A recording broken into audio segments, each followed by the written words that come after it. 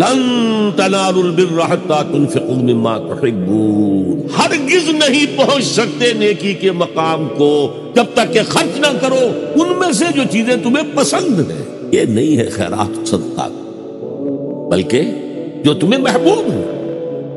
لن تنالوا البر، بر کے مقام تک نہیں پہنچ سکتے۔ پھر میں کہہ رہا ہوں عابد ہو سکتے ہو، زاہد ہو سکتے ہو، علم کا معاملہ ہے، محدث ہو سکتے ہو، مفسر ہو سکتے ہو، فقیہ ہو سکتے ہو، مفتی ہو سکتے ہو، سب کچھ ہو سکتے ہو، قرآن مجید کی روح سے نیک نہیں کہلا سکتے۔ دور دراز کے لوگوں کے ساتھ نیکی ہو رہی ہے، سگے بھائی کی بیوہ اور یتیم بچے جو ہے وہ محروم ہیں، انہوں نے اس وقت یہ کر دیا تھا، یہ کر دیا تھا۔ ظاہر بات ہے کہ اگر تو اللہ کے لیے دینا ہے تو پہلا حق ان کا، اللہ کے لیے دیا ہے اگر تو اپنے اس نفس کے جو انتقام کا جذبہ ہے اس کو کچلو، اور جس کا سب سے پہلا حق ہے اس کو پہنچاؤ۔